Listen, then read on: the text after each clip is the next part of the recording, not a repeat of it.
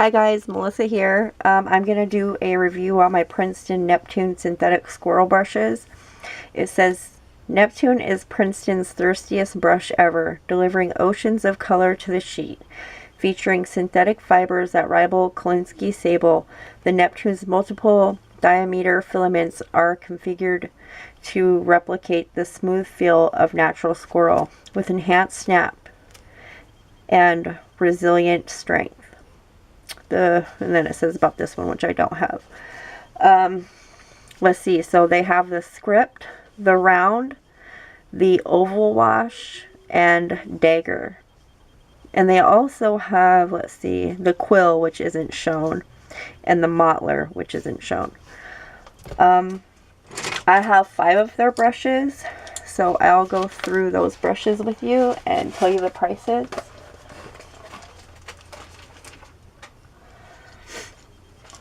See, for the rounds, I have a 6, an 8, and a 12. No, a 6, a 10, and a 12. The 6 is $5.85. The 10 is $8.23. The 12 is $10.19. The 1/2-inch oval wash is $9.93, and the size 4 quill is $18.55. The thing that is different about these rounds is they don't come to a real sharp point like a lot of rounds do for watercolor, which isn't a bad thing. I mean, it's nice to have some that come to a point and then some that are more rounded at the end.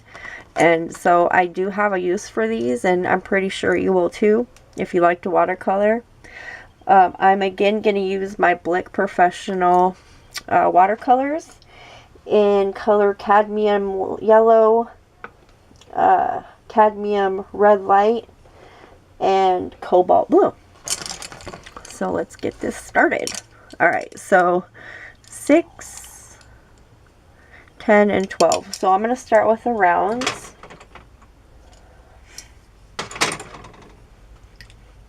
Get a little bit of water going. We'll start with the red.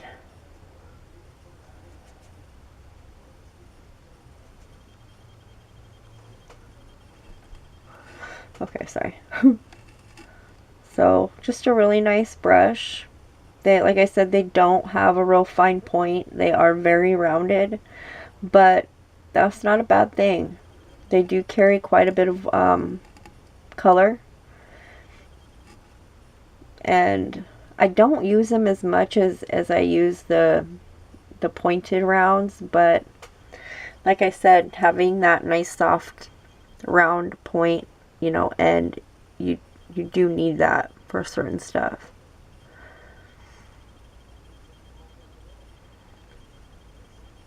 You don't have, I'm not going to say you don't have control, because you do, but it's just not the same kind of control with a sharper point. But you can do a lot more softer blends and just get a softer look. So there's the 6. Very nice, good quality for less than $6 for a size 6. This isn't a natural and synthetic mix though, it's just straight synthetic. Here's the 10, and it does have somewhat of a point, but again, once it's wet, it's not gonna really be that pointy. My kids outside playing really, really loud.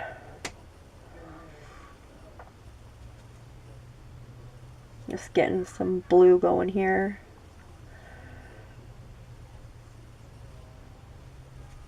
Okay. So very soft. Lot of product on these brushes,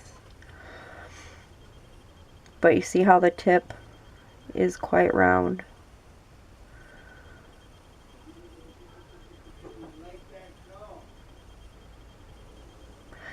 if I shape it, I can get a pretty sharp point. It is a lot softer though, so that it's, I don't know, more floppy. I don't know.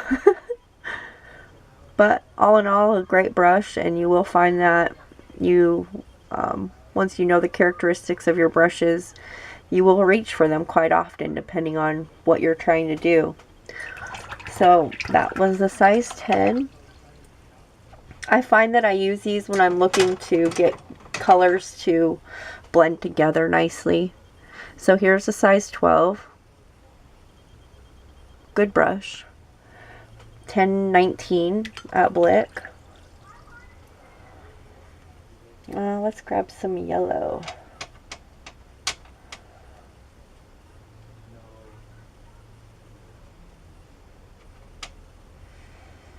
Alright. Again, lots of pigment load.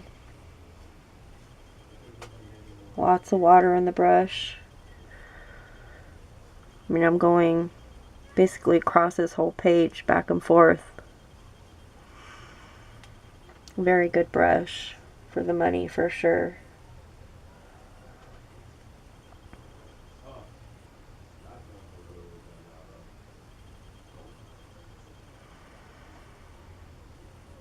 Just a softer brush. Alright, now let's go to the half-inch, the half-inch wash. Let's go back to the red.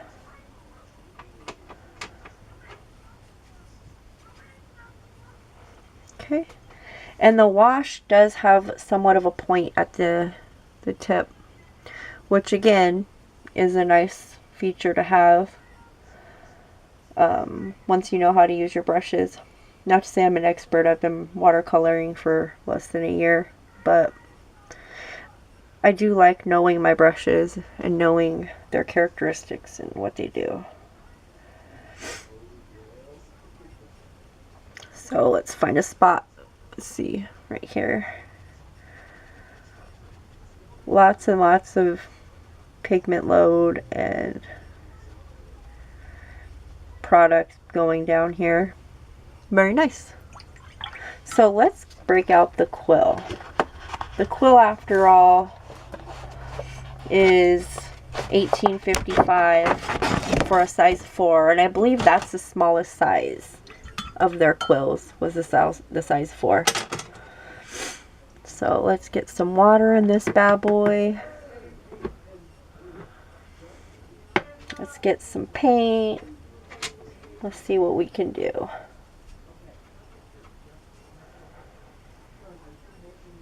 Alright, so here's what it looks like.